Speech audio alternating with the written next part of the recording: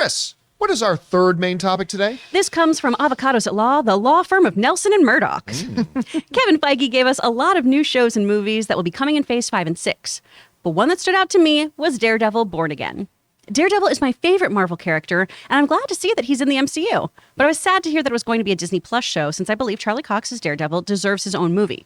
However, my mood changed significantly when I heard something said by Kevin Feige himself. He said that the show would be 18 episodes. Woo! They're actually going to make a proper TV show out of this, and they clearly are giving his character a lot of attention and hopefully will give it the respect it deserves. Tell you what, that was the best news to come out of Marvel's panel to me. That was the best news. Not the most surprising.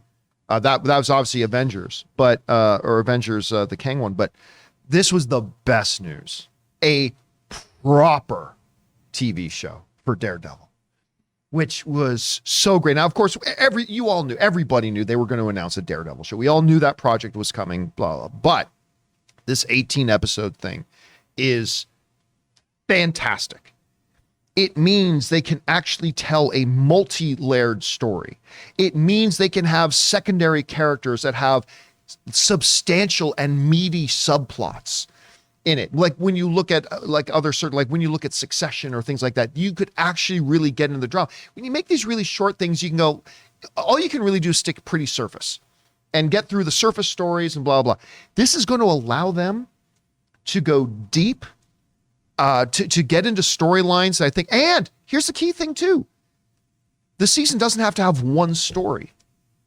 With 18 episodes, the season literally could maybe cover 3 different story arcs. And whatever the case is, I just love the fact that it means for nearly 4 months, we are going to be able to, for 4 months, talk about Daredevil every week. Which, come on, who is not excited about that? Come on, this is great. First of all, She-Hulk is not going to be the 6-episode BS. They're doing 9, and now we're here in Daredevil 18. I mean, listen, I'm not saying every Disney Plus show needs to be 18 episodes. I'm not saying that. But if this is a sign that they're going to move away from this BS 6-episode nonsense that just does not work, then I think this is great news. And the fact that they're doing it with Daredevil is extra special. I want to throw one thing out there, though. It is still a little bit of a mystery as to, is this or is this not the exact same Daredevil that we had in the Netflix series? Because, Charlie Cox has made some statements before that has pretty much made it sound like it's not the identical Daredevil to that, right. But nobody's come out and said definitively it's not. Nobody has said that, right? I still believe it's going to be. My thought right now is, and I'm totally open to getting new information and changing my mind about this, but right now my thought still remains, this is going to be a very similar Charlie Cox Daredevil that we had in the Netflix series, but I don't think they're going to say it's the exact one. I don't think they're going to bring what was the Netflix shows into the official MCU. They might. I'm not saying they're definitively not, but I'm saying my guess is that they're not. And I'll tell you what, the title to me kind of points to that. Now, of course, Daredevil Born Again, that's a recognizable, yeah. But I think there's more to it than that. I think the title Daredevil Born Again is also symbolic of this is our new Charlie Cox Daredevil.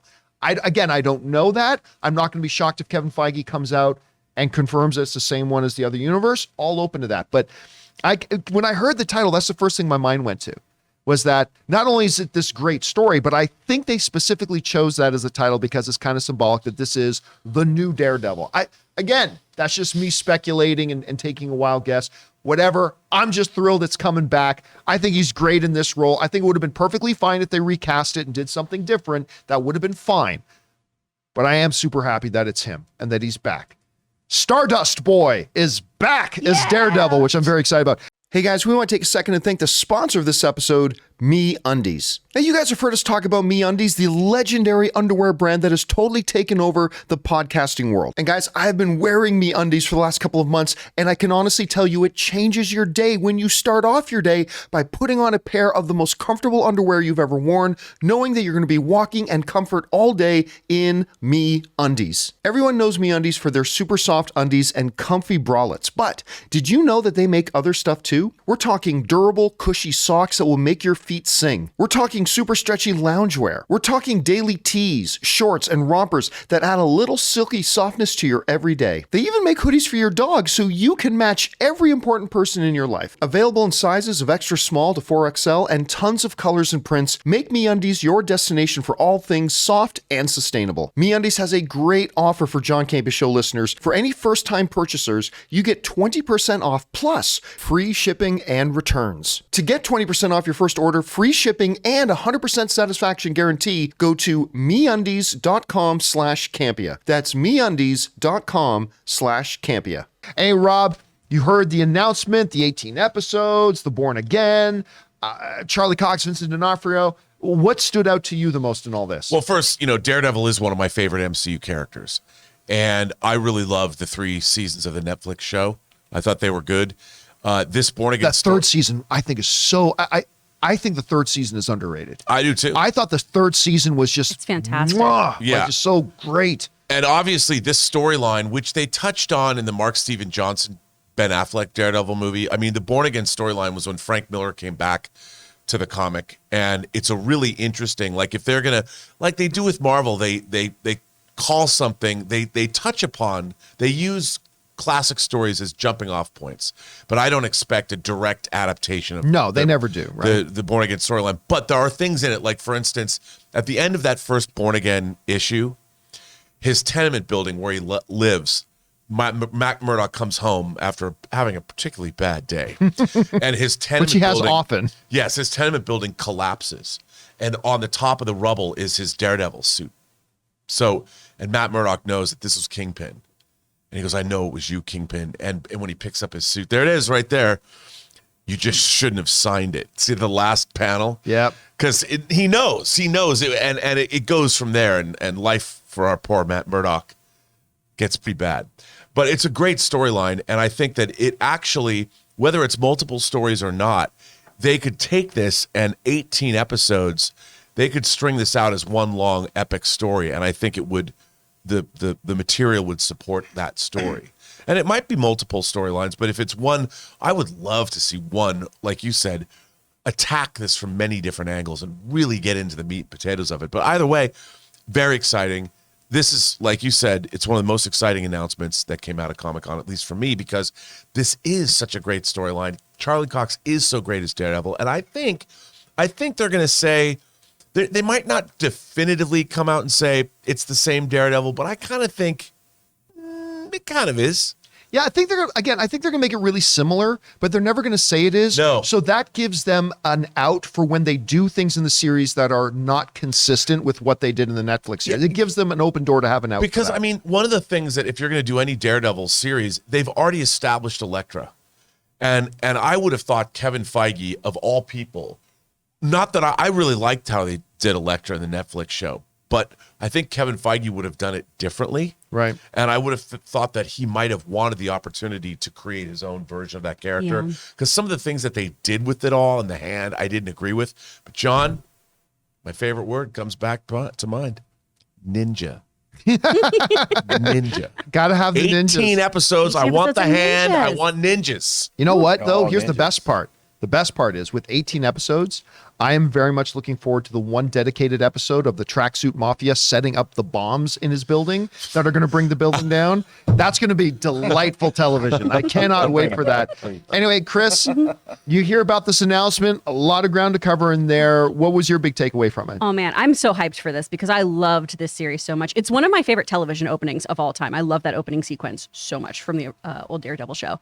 The fact that it's Born Again is a little interesting to me, just because season 3 had so many Born Again plot points. Yes. Yeah. You had some of the imagery of the church, you had the mother nun, you had a whole bunch of the things. Matt Murdock essentially becoming destitute, because that's a big part of it, right? He is just kind of having his sanity slowly unravel in Born Again. This is also where we have Karen Page have her very, very dark storyline, where So she dark. went off to become an actress, had some success, then fails, gets addicted to heroin, starts doing porn, sells Matt Murdock's identity to the Kingpin. I mean, it's a wild, wild storyline. So like you were saying, it's not going to be a paint by numbers, let's recreate that. That's not coming to Disney Plus. Yeah, no. You know, Deadpool's going to stay rated R. I think this Daredevil's going to be a little less violent than what we saw from the Netflix series.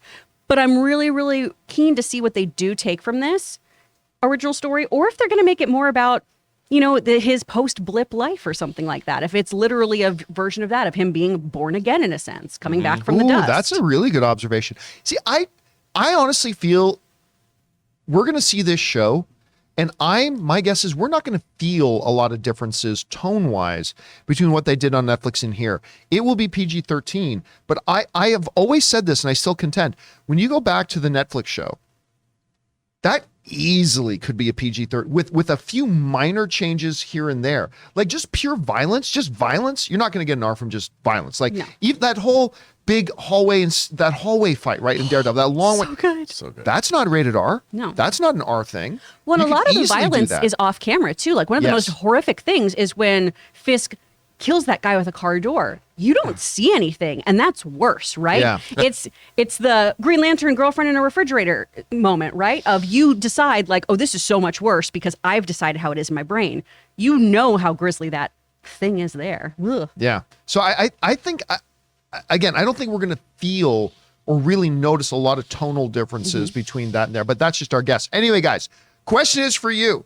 They have announced Daredevil, Born Again, which I think there's a lot of meaning to that title, not just because it's a recognized story, is coming to Disney Plus, and it's going to be 18 episodes. I'm very excited about that. Question is for you. What do you think about it? What's your big takeaway? Which part of these announcements stood out to you the most? Whatever that is, jump down to the comment section below and let us know your thoughts.